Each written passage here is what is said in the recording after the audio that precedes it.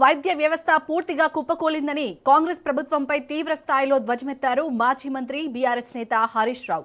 ఇటీవల తాండూరు రైల్వే స్టేషన్లో గర్భిణికి ప్లాట్ఫామ్ పైనే ప్రసవం కావడం, అలాగే భద్రాచలం ఆసుపత్రిలో అంబులెన్స్ ఇవ్వకపోవడంతో మృతదేహాన్ని భుజాలపై మోసుకెళ్లిన ఘటనలే ఇందుకు సజీవ సాక్ష్యాలన్నారు. కేసీఆర్ హయాంలో నిరుపేదల కోసం తెచ్చిన 108, అమ్మఒడి, పరమపద వాహనాలను రేవంత్ సర్కార్ పూర్తిగా మూలన పడేసిందని ఆరోపించారు. భద్రాచలం ఘటనకు కారణమైన వారిపై చర్యలు తీసుకోవాలని, అంబులెన్స్ సేవలను పునరుద్ధరించాలని ఆయన డిమాండ్ చేశారు.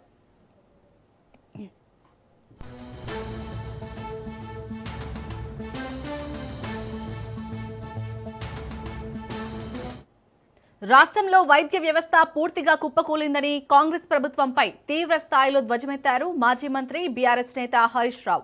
ఇటీవల తాండూరు రైల్వే స్టేషన్లో గర్భిణికి ప్లాట్ఫామ్ పైనే ప్రసవం కావడం, అలాగే భద్రాచలం ఆసుపత్రిలో అంబులెన్స్ ఇవ్వకపోవడంతో మృతదేహాన్ని భుజాలపై మోసుకెళ్లిన ఘటనలే ఇందుకు సజీవ సాక్ష్యాలన్నారు.